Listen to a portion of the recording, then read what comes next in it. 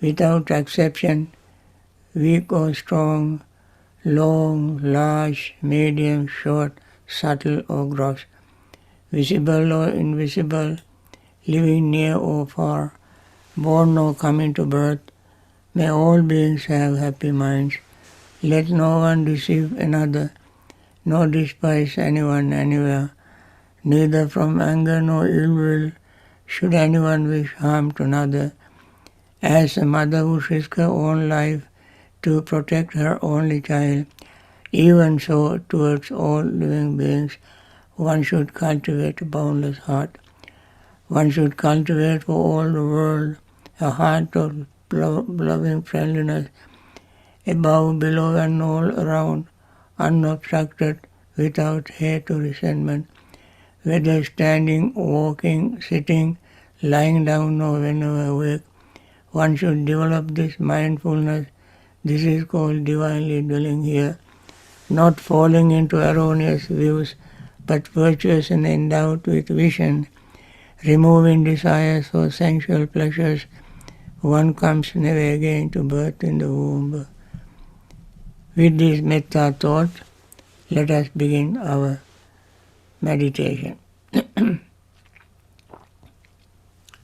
Now at this time, let us pay total, undivided, mindful attention to our breathing.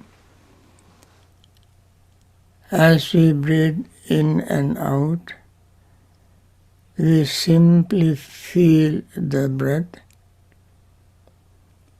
That is the only way to know that we are breathing. So we don't use words, concepts, sentences. We just pay total attention to the feeling of our breath. When we take a long inhaling, we feel that. When we make long exhaling, we feel that.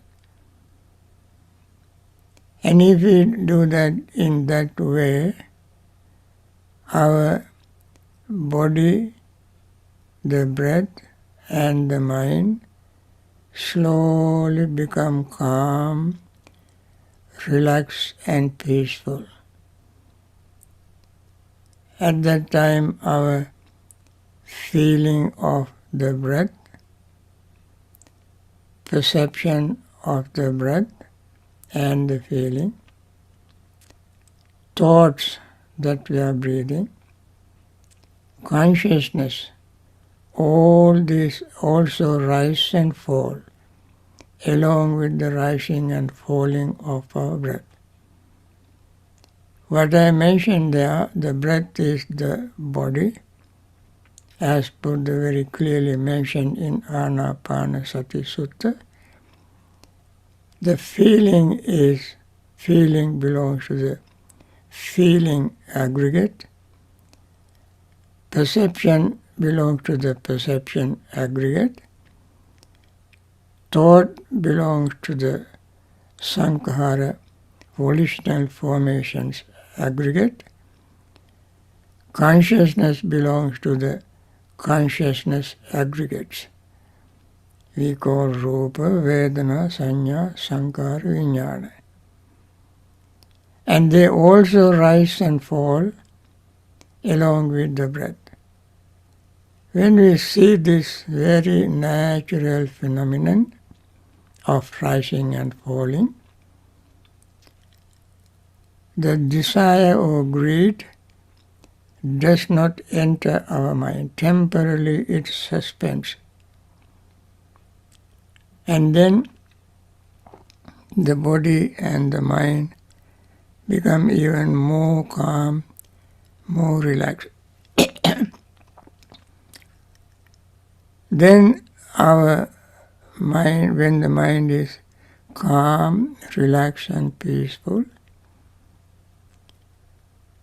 we feel the metta feeling, relaxed, friendly feeling, without focusing mind on any particular person, particular event, metta feeling arises in us. That time resentment or anger does not arise in our mind. These two are just opposite mental factors. Anger and metta, two opposing factors. And then the mind and body becomes even more calm, relaxed and peaceful. Of course, at that time we may feel sleepy. When everything is running very smoothly, quietly, calmly, it is possible for us to feel sleepy, and we must overcome that. This is a very precious moment, not the moment for us to sleep, but the moment for us to stay awake, to see what really is happening in us, seeing and experiencing. It's called Yatha Bhuta Jnana Dasana. A little bit of that we experience, seeing and experiencing the rising and falling. Sleepiness we overcome by arousing our energy. Energy we need this time, either open eyes or take a deep breath and breathe out. Again breathe in deep and breathe out. If you do it several times like this, the body becomes warm, you even may perspire, sleepiness disappears. And then of course its opposite can arise, that is restlessness and worry. The mind becomes restless by thinking of the past events, incomplete work, the work we done incorrectly. Or the mind goes to the future, planning the future. We have to avoid both extremes of this mental state. And we must anchor the mind in the present moment. Present moment is not empty moment. Present moment is full of the breathing. We breathe in and out now, this moment. The past is gone, future has not come, present is presence. That is why it is called present. It is just happening, the breath rising and falling. We can note only in the present moment, appearing and disappearing. When this happens, our restlessness and worry can temporarily be disappeared. And then I'm talking about the hindrances. The last one is our doubt.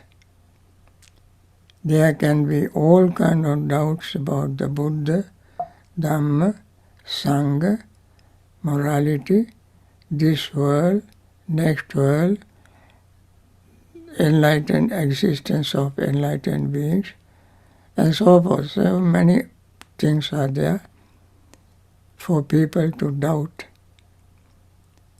And these doubts we cannot use for meditation as an object, we have to overcome them. At this moment, we must have trust and confidence in the Buddha, his teaching, and the noble Sangha that followed the method and attained full enlightenment like the Buddha. And we have some experience in overcoming our hindrances, 4 of them, and that experience itself can give us confidence within ourselves. With this confidence in us, in the Buddha, Dhamma, Sangha, and so on, we continue our practice ardently, wisely, mindfully. Then we gain joy. Since we have overcome hindrances, we feel joy. With the joyful state of mind, this joy is not artificially created. It arises naturally as hindrances fade away. That leads to happiness. Happy state of mind also is a precursor to gaining concentration. A stepping stone to gaining concentration. So the Buddha said, Sukhino chittang samadhyati. One's mind is concentrated. That concentrated mind leads to, the happy mind leads to concentration. When concentration arises, we don't become like a rock or vegetable. Still the mind is very sharp, clear, clean. In that state we can see the subtlest changes taking place in our mind. And that is very, very essential for us to gain insight into impermanence, unsatisfactoriness, and selflessness. By doing so, our greed, hatred, and delusion also fade away. This is the full course of practice in brief. If you follow this, we can achieve it, achieve the goal, reach the goal, become awakened to the reality. So keeping this in mind, let us continue our practice.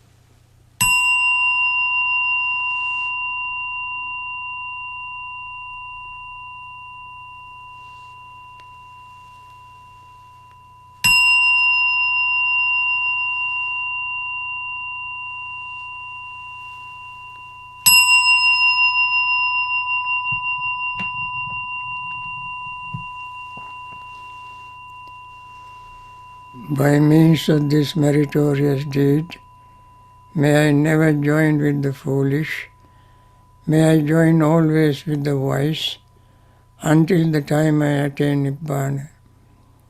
May the suffering be free from suffering, may the fear-struck be free from fear, may the grieving be free from grief, so too may all beings be. From the highest realm of existence to the lowest, may all beings arisen in these realms, with form and without form, with perception and without perception, be released from all suffering and attain to perfect peace. Excellent, excellent, excellent. With this, let us focus our mind on the explanation of right understanding. At the beginning I mentioned right understanding has been explained by Venerable Sariputta in 16 ways. We have already discussed 8 of them.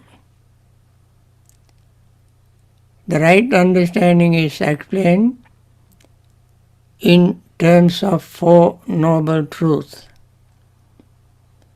Using 4 noble truths, Venerable Sariputta explained dependent origination. So when you understand, when you have right understanding, you understand both together.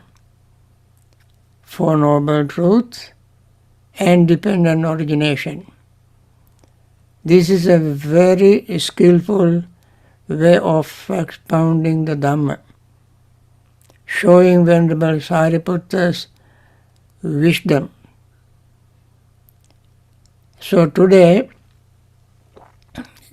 we try to understand how he explained the right understanding using 4 noble truths and explaining one aspect of the dependent origination. Today our topic is feeling.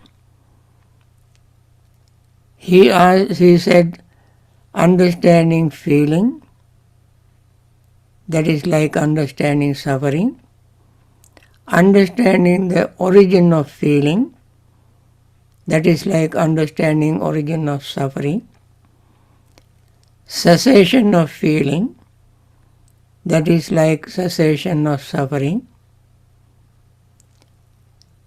path leading to the cessation of feeling is like path leading to the cessation of suffering. This is the pattern he used always in this explanation of right understanding. The feeling, as we know, we all feel. Most of the time in our life, we feel. As long as we are conscious, we feel. One doesn't need too much explanation to understand that we feel. The very moment we were conceived in the mother's womb, that embryo feels. Coming during the mother's womb, the embryo feels. Coming out of mother's womb, that tiny little infant feels, that baby feels. From that time onward, until that person grows, becomes old and die, the person feels. This is the feeling.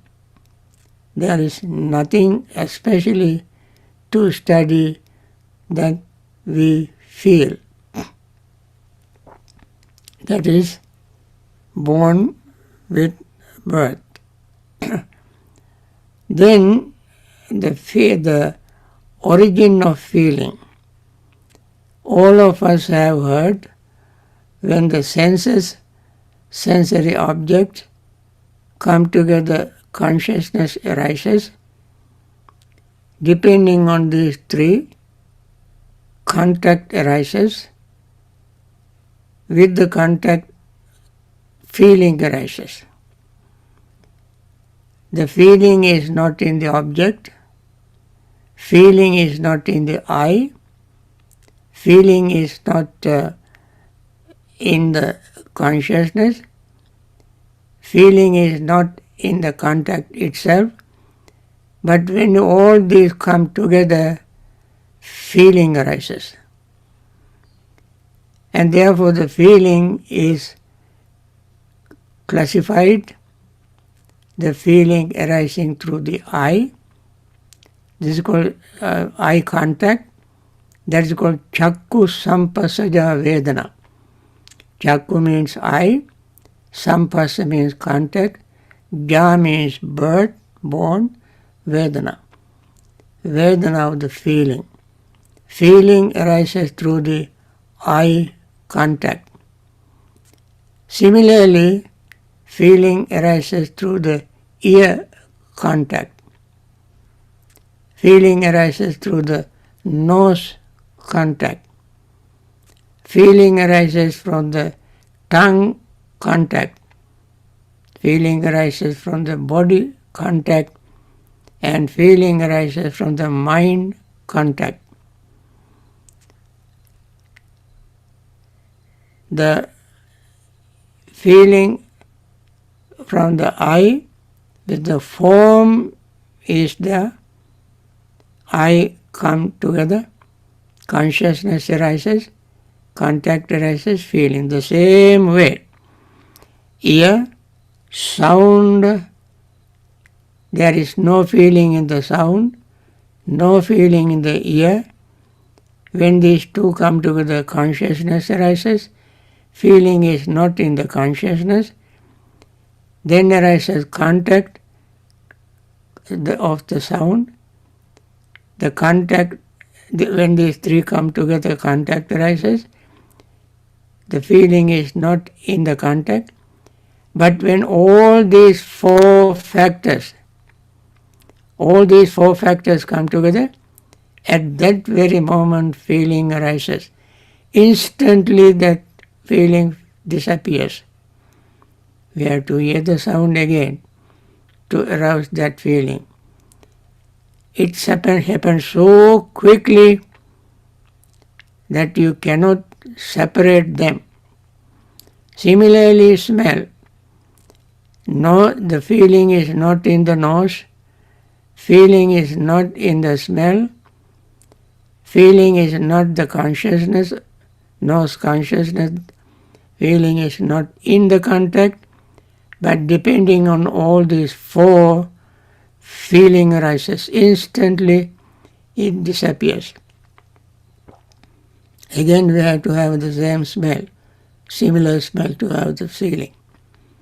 Similarly, tongue doesn't have feeling. The things that we taste doesn't have feelings.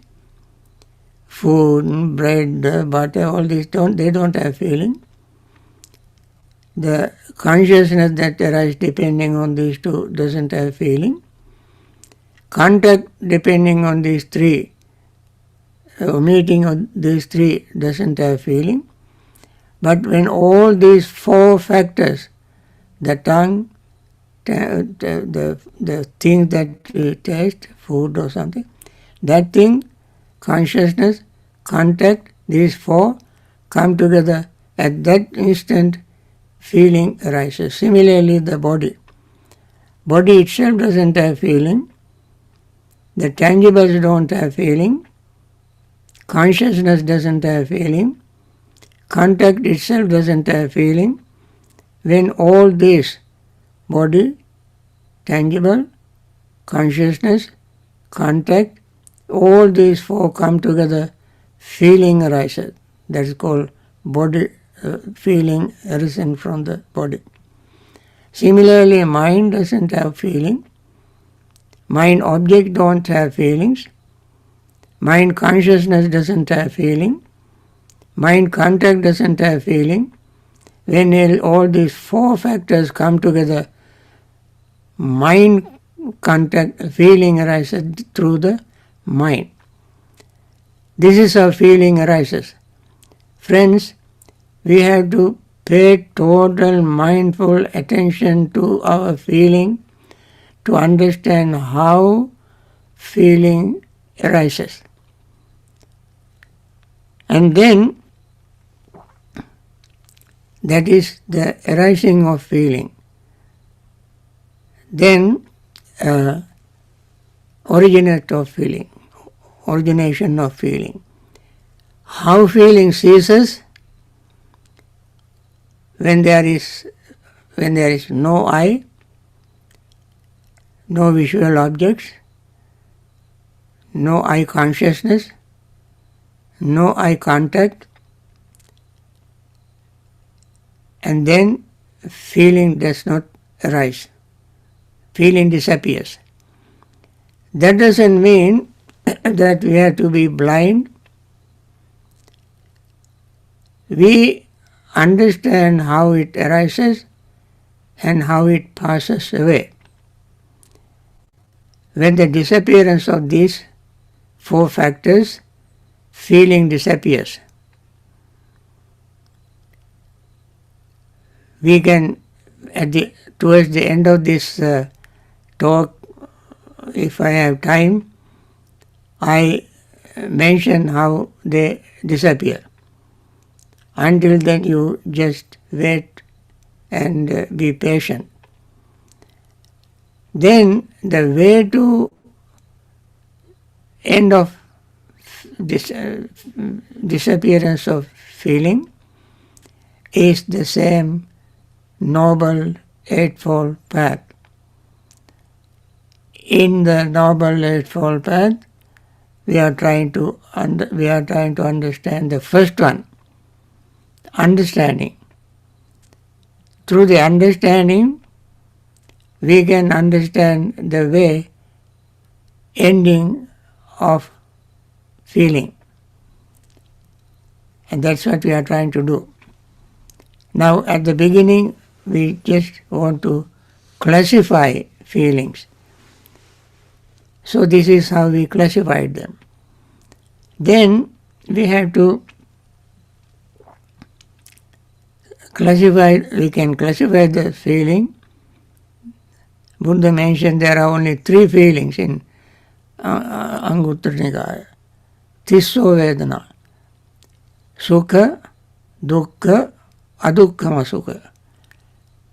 Pleasant, unpleasant, neither pleasant, no unpleasant feeling. Now, when we have six kind of feelings arising through our six senses, and these six kind of feelings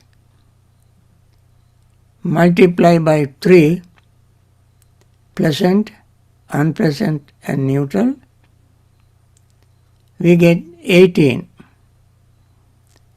Then we multiply these 18 by the past, present and future. Then we have 54 feelings. These 54 kinds of feeling multiply by 2, Samisa, Niramisa. Samisa is feeling with asava, and the feeling without asava. Feeling with asava is called samisa.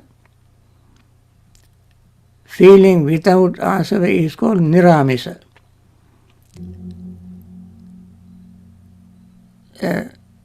Feeling the underlying tendency or asava means, asava simply means the underlying residue of our defilement, residues. Kamasava, bhavisya, bhavasava, avidyasava, like that according to Madhu Pindika Sutta, there are 7 asavas, 7. Asava means the residues after major defilements are destroyed, still underlying tendencies remains until we recognize them and completely eliminate them.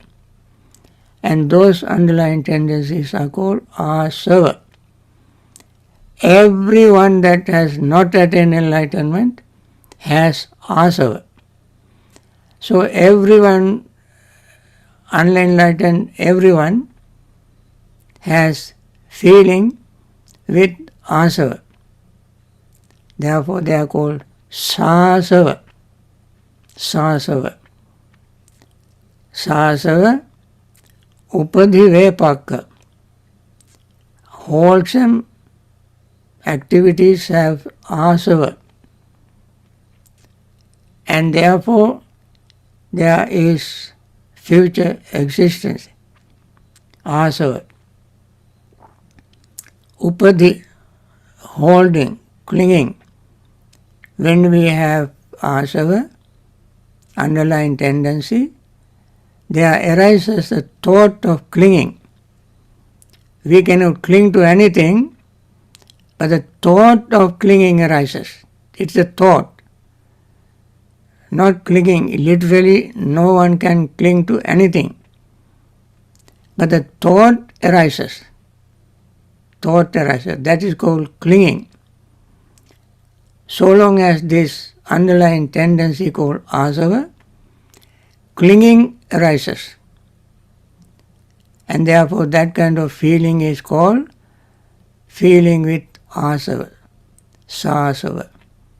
Anasava or niramisa, niramisa means the feeling that arises without such underlying tendency. Even one who attains full enlightenment has feeling, but those feelings just do not have underlying tendency. Anyway, these are 108 kinds of feelings. That is the classification of feeling. The feeling is one of the 5 aggregates: form, feeling, perception, volitional formations and consciousness. One of the 5 aggregates. Whether we call it an aggregate or call by another name, it is just a feeling. Aggregate means a collection, a group, more than one, many things.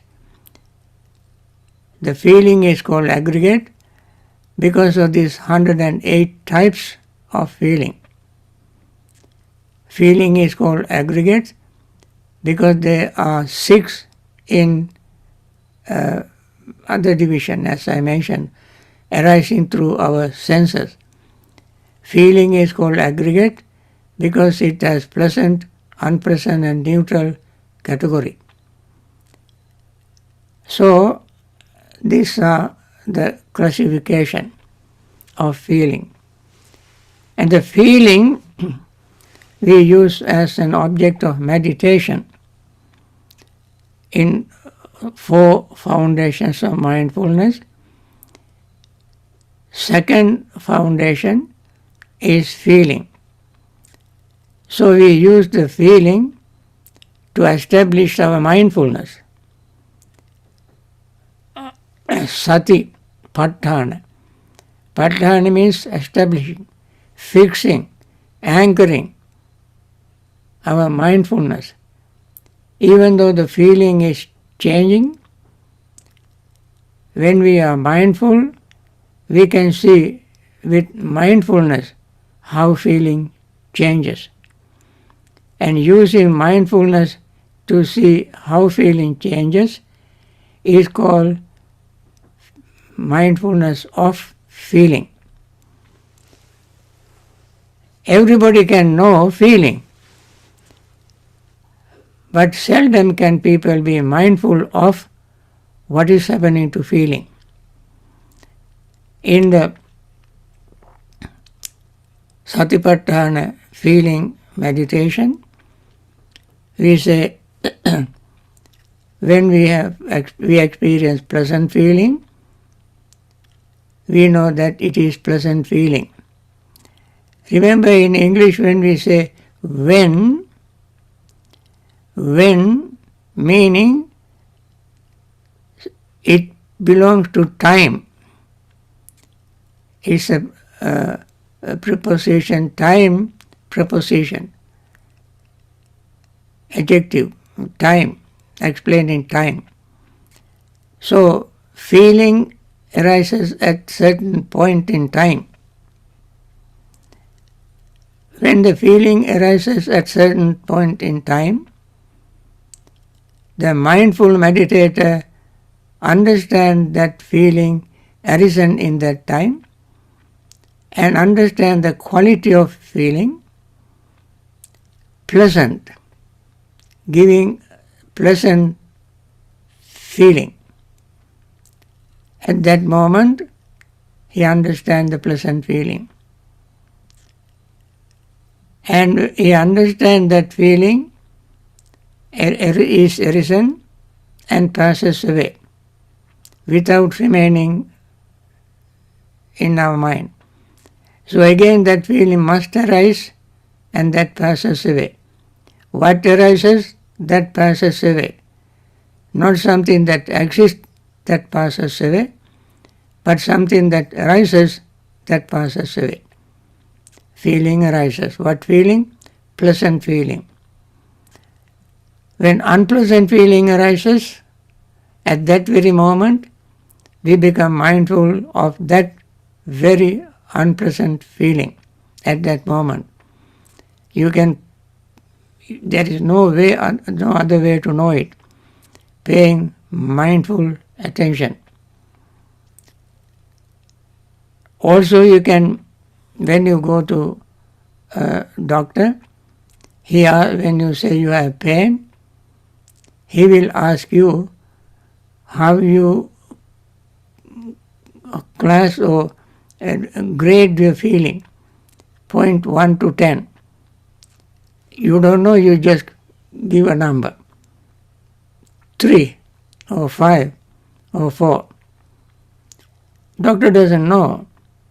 He also guess this must be a very, very minor feeling. This is little higher and so on. Only by using certain expressions we can communicate the feeling to others. But the way to know it correctly, really as it is, the one who feels can know it. Everyone that feels does not know the degree of feeling, but one who pays mindful attention can know the degree of feeling, whether that is increasing or decreasing. There are many stories of sick persons, monks, who had a lot of feelings, painful feelings. Buddha or Venerable Ananda or somebody went to them and asked, how is your feeling? He would say, it is increasing and not decreasing. Increasing, Venerable said, decreasing, not decreasing. All you can say that. But when you pay mindful attention, you can say how far it is gone, how increased it is. For this reason, not only that, if you are attached to feeling, you feel more, depending on your degree of attachment. If you are not attached to feeling, you feel but you don't suffer from the feeling. If you are attached to feeling, you not only feel but at the same time you suffer.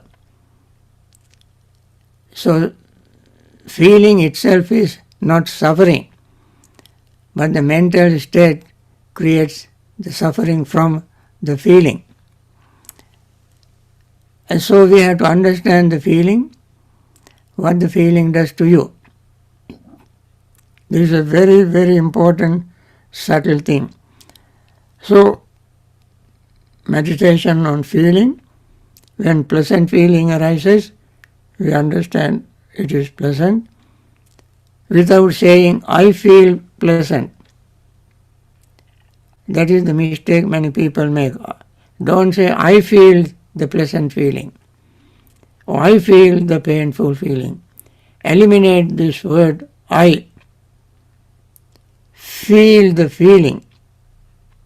Feel the feeling.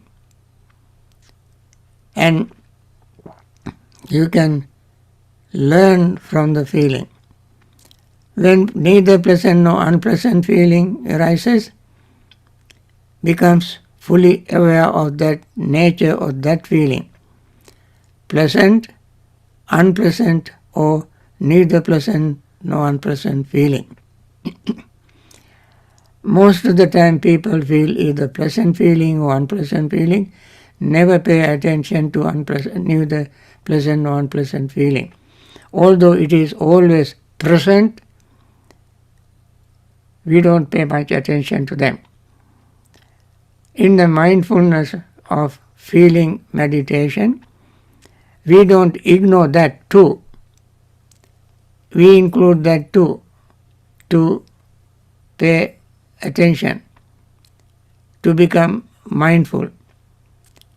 So we can see the degree of mindfulness we have to use all the three kinds of feelings as an object of our meditation. So that goes along with all the feelings. Pleasant, unpleasant, neither pleasant nor unpleasant. Then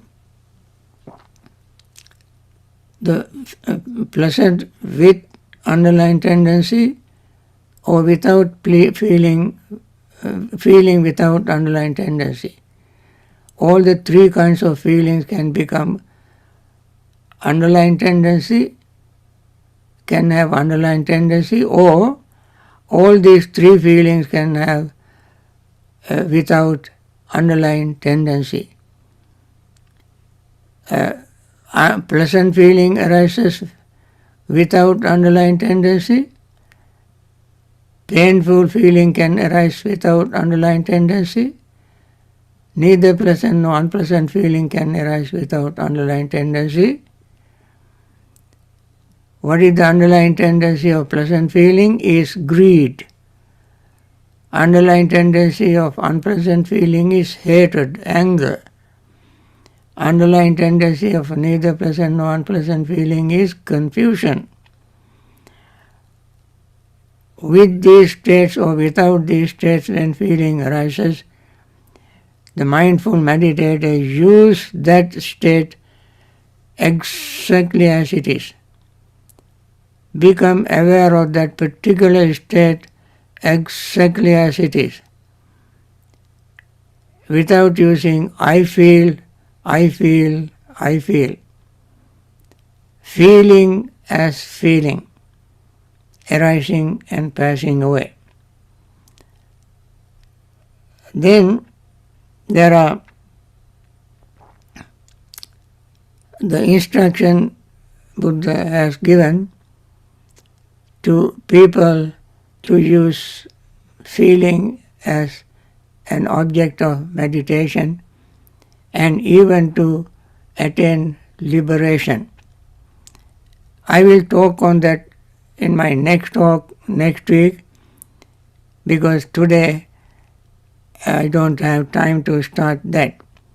If I start it right now, I will not do the justice to that particular part of feeling. Tomorrow you can ask me questions on the part that I explained, and then we will have a lovely, lively discussion.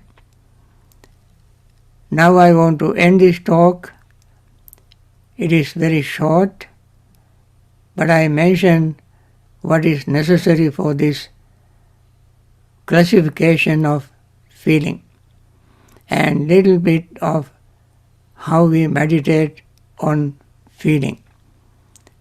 Now friends, let us focus our mind on sharing merits with all beings and wishing them peace and happiness, particularly those who are suffering in hospitals. This very, very unfortunate period in our life. May they recover very quickly and return to their normal life, continue their Dhamma practice and liberate from samsara.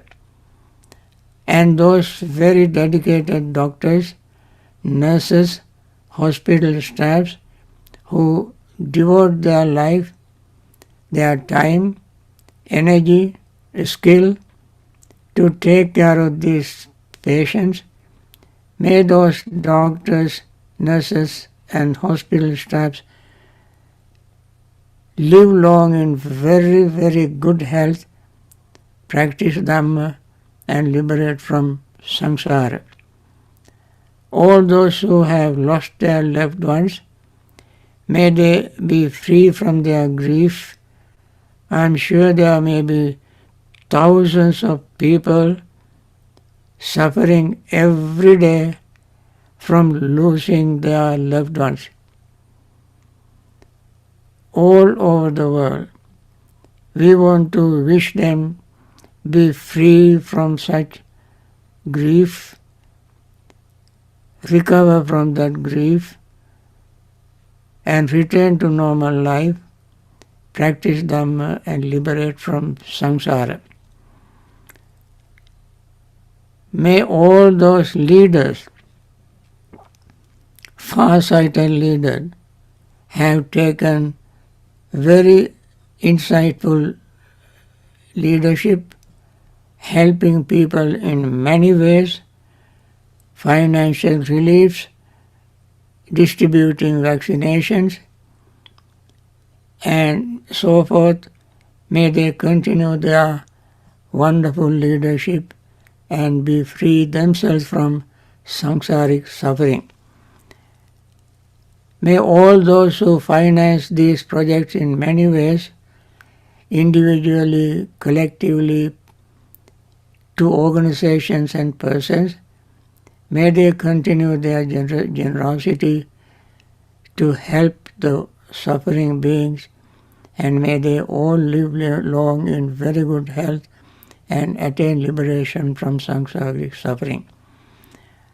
Finally, friends, if I were to categorize, there may be many categories, but I want to conclude this little talk. I want to wish you peace and happiness for your well-being and happiness. Live long in good health. You all attain liberation from samsara. You continue your practice, your participation in these sessions to encourage me. Your participation always encourages me to continue this practice. And those who are helping me to do that, my friends, periodically Shah and Brian, other friends who come and help me to make this series possible. I wish them peace, happiness, liberate from samsara. Thank you. Sadhu, sadhu, sadhu. Thank you, Bhante. Thank you, Bhante. Sadhu, Thank you, Bhante. Sadhu, Thank sadhu, you, Bhante. sadhu. sadhu. Thank you, Bhante. Sadhu, Sadhu, Sadhu, sadhu, Bhante. sadhu. Sadhu, Thank you sadhu. very much, Bhante. Bhante.